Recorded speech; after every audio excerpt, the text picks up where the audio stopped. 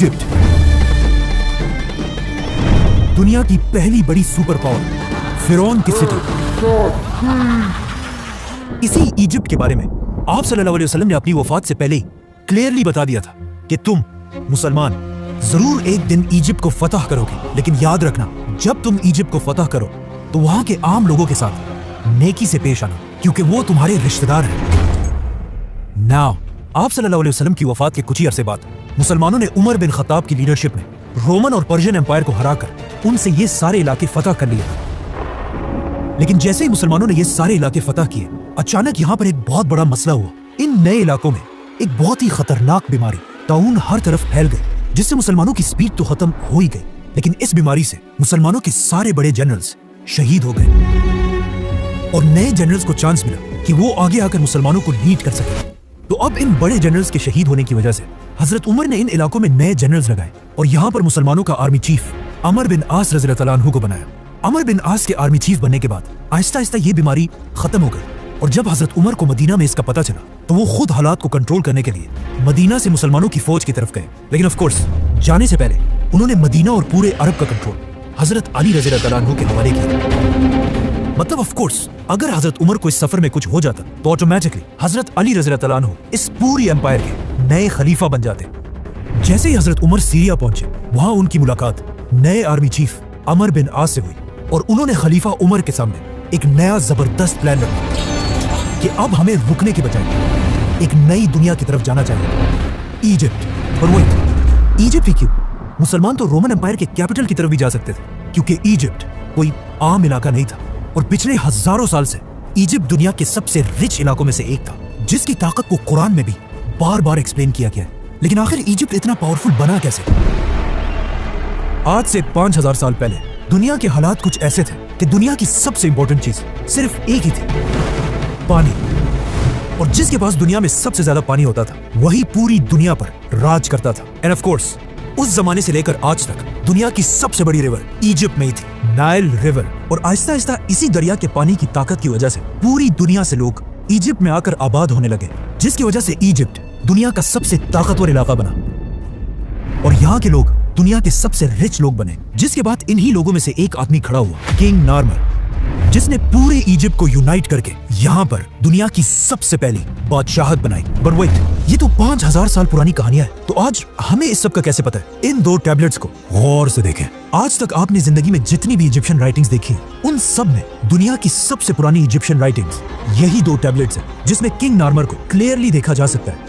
आहिस्ता आहिस्ता यही Egyptian empire ताकतवर होती गई और अगले 1000 साल तक इजिप्ट ही पूरी दुनिया पर राज करता रहा। 1000 साल तक दुनिया की सुपर पावर रहने के बाद अब इजिप्शियन फिरौनों को यह बात कंफर्म हो चुकी थी कि उनसे बड़ा इस पूरे यूनिवर्स में कोई भी नहीं है। जिसके बाद पहली बार उन्होंने एक ऐसा दावा किया जो उनसे पहले किसी ने नहीं किया था। इजिप्ट के फिरौन ने अपने आप को बादशाह नहीं बल्कि खुदा कहा और इन फिरौनों ने इजिप्ट में एक ऐसा रिलीजन बनाया कि फिरौन तो दुनिया में एक खुदा है, लेकिन तुम अवाम सिर्फ और सिर्फ तभी जन्नत जा सकते हो जब तक तुम अपने खुदा फिरौन के गुलाम रहो, ताकि कभी भी इजिप्ट के लोग फिरौन के खिलाफ बगावत ना कर सके। तो अब पूरा इजिप्ट फिरौनों की इबादत करने लगा। लेकिन आहिस्ता आहिस्ता इन फिरौनों के रिलीजन में भी कुछ चेंजेस आने लगी और आखिर यहाँ पर एक बहुत ही अजीब कॉन्सेप्ट आया कि हर फिरौन खुदा नहीं है, बल्कि सिर्फ वही फिरौन खुदा रहेगा जिसका जिस्म उसके मरने के बाद भी हमेशा के लिए till the end of time बिल्कुल ठीक ठाक रहे। तो अब इन फिरौनों की आपस में एक रेस स्टार्ट हुई कि कौन अपने जिस्म को हमेशा के लिए सेफ रख सकता है।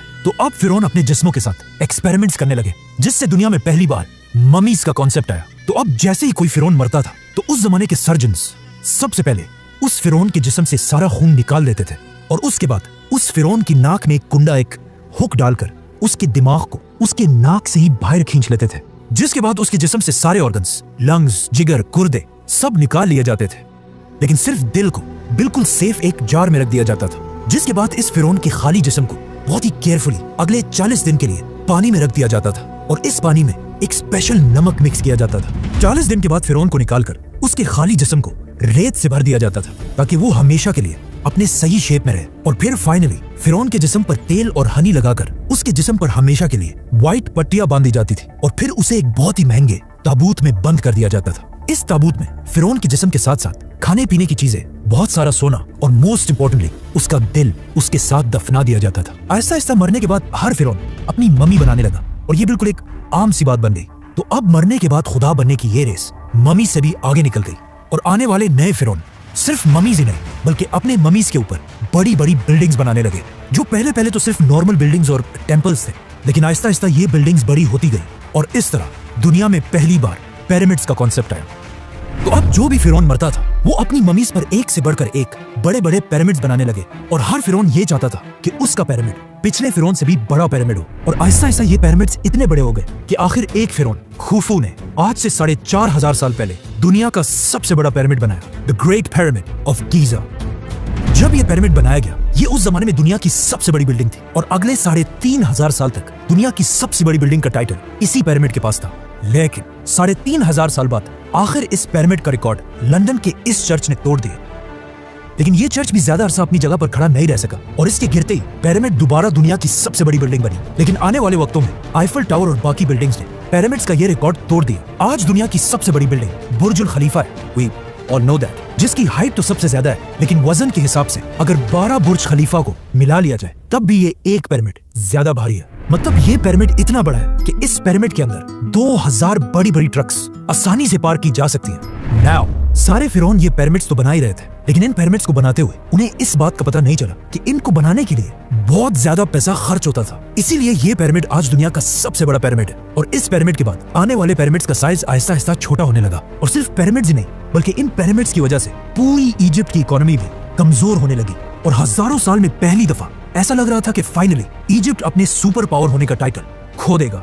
जैसे इजिप्ट की इकोनॉमी बहुत ही कमजोर हुई, ये एग्जैक्टली वही टाइम था जब मिस्र के बाजार में एक छोटा सा बच्चा गुलाम बनाकर बेचा जा रहा था। लेकिन ये बच्चा बाकी सारे बच्चों से बिल्कुल डिफरेंट था, मतलब उस जैसा खूबसूरत वहाँ कोई भी नहीं था, जिसकी वजह से इस बच्चे को मिस्र के एक बहुत ही पावरफुल मिनिस्टर ने अडॉप्ट कर लिया और फिर आगे जाकर यही गुलाम बच्चा यूसुफ अलैहिस्सलाम पूरे इजिप्ट का प्राइम मिनिस्टर बना। यूसुफ अलैहिस्सलाम ने बादशाह के साथ मिलकर इजिप्ट की पूरी इकोनॉमी को कंट्रोल किया और वो इजिप्ट जो इससे पहले बिल्कुल टूटने वाला था दोबारा उसे एक सुपर पावर बनाया। लेकिन उनकी वफात के बाद यूसुफ अलैहिस्सलाम और उनके भाइयों की औलाद बनी इसराइल यही इजिप्ट में रहने लगे और कुछ ही अरसे में इजिप्ट के सबसे पावरफुल लोग बन गए। लेकिन जैसे ही बनी इसराइल अपनी ताकत की पीक तक पहुंचे, अचानक इजिप्ट में दो बड़ी ताकतों के दरमियान एक बहुत बड़ी जंग शुरू हुई, जिसमें एक नए फिरौन ने आकर पुराने खानदान को खत्म कर दिया और इजिप्ट में एक नई बादशाहत बनाई। इस नए फिरौन ने इजिप्ट के पुराने सारे रूल्स को तोड़कर एक नया निजाम बनाया, जिसमें सबसे इंपॉर्टेंट रूल ये था कि आज के बाद बाहर से आए हुए लोगों को इजिप्ट में बिल्कुल भी बर्दाश्त नहीं किया जाएगा। जिसके बाद ऑफ कोर्स बनी इसराइल पर इजिप्ट में बहुत सख्त जुल्म किया जाने लगा, जिस तरह आज भी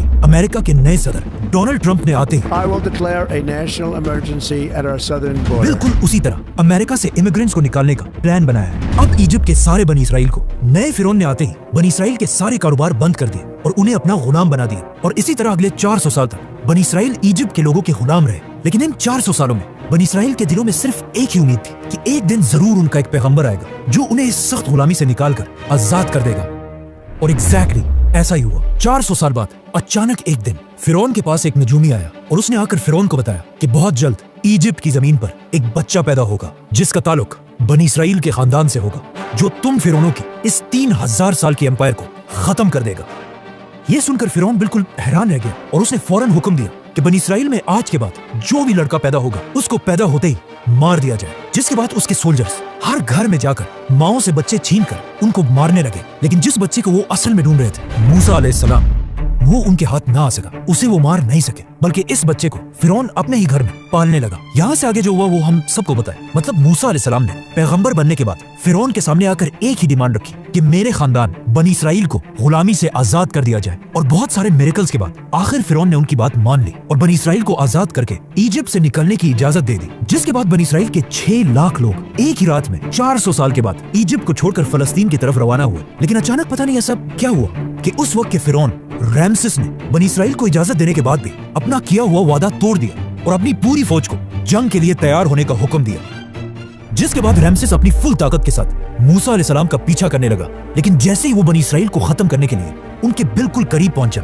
एग्जैक्ट उसी वक्त अल्लाह ने मूसा अलैहिस्सलाम और बनी इसराइल को बचा लिया और रैमसेस, फिरौन और उसकी पूरी फौज को इस पानी में गर्क कर दिया।